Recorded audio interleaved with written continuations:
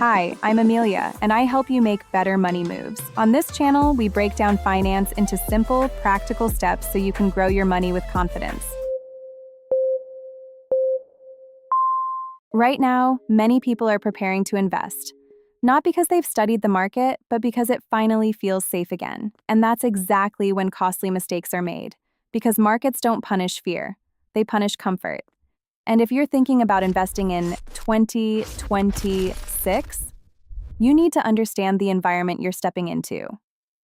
Not just the opportunity, but the risk behind it. This isn't a prediction video, and it's not here to scare you out of investing. It's here to give you clarity before you act. Because the next phase of the market isn't just about numbers, it's about behavior. We're entering a period where confidence is returning. But underneath that confidence, risk is quietly building.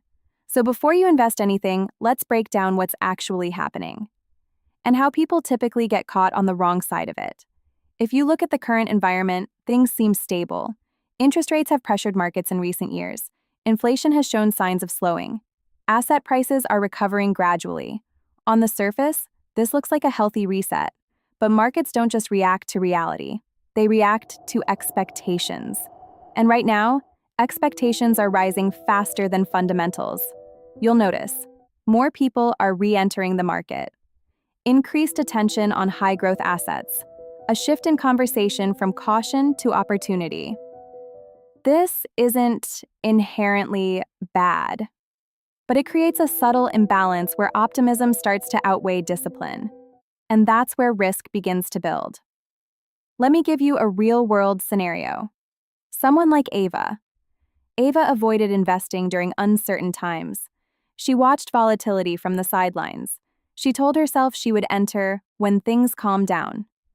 Now it's 2026. The market feels more stable. Prices are recovering. People around her are talking about gains again. So she decides, this is the right time. She invests a meaningful portion of her savings, not recklessly, but confidently. For a while, things go well. Her portfolio grows slightly, and that growth reinforces her decision. So she adds more, but then the market slows, not a crash, just a pullback. Her gains disappear. Then small losses appear. And what changes isn't just her portfolio, it's her mindset. She starts checking prices more often. She questions whether she entered at the wrong time. She considers pulling out to stop the discomfort. And this is where most damage happens. Not in dramatic crashes, but in quiet, emotional decisions. These patterns are already visible, if you know what to look for. 1. Confidence returning faster than understanding. People feel ready to invest again, without fully understanding what they're investing in. Investment decisions influenced by conversation, not analysis. When discussions shift from, is this safe, to, how much can I make? That's a signal. Short-term performance driving long-term decisions. Recent gains are being treated as proof of future success. They're not. Reduced attention to risk. Fewer people are asking, what if this goes wrong? And more are assuming it won't. Re-entry driven by regret. Many investors aren't entering with a plan. They're reacting to the feeling of missing out. The mistakes are rarely complex. They're behavioral. People. Enter the market when it feels comfortable. Allocate more after seeing early gains. Focus on upside, ignore downside. Make decisions based on recent movement, and most importantly, they treat investing like a moment instead of a process. Smart investors don't try to predict every move. They focus on positioning. They separate emotion from execution. Decisions are made in advance, not in reaction to price changes. They define risk before return. They know exactly how much exposure they're comfortable with. They build gradually instead of committing everything at once. They enter in phases. They prioritize resilience over excitement. They don't chase what's moving fastest. They build what can last. They accept uncertainty. They don't need perfect clarity to act, but they respect the unknown. There's no confirmed crash coming, and anyone who guarantees one is guessing. But what is real? Do markets move in cycles?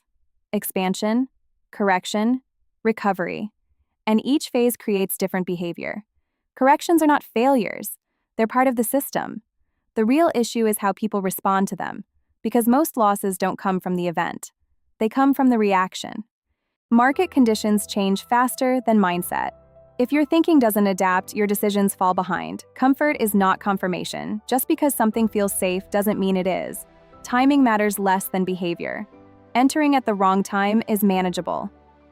Reacting poorly is not. Clarity reduces mistakes. You don't need certainty, you need understanding. A plan is protection. Without structure, you default to emotion.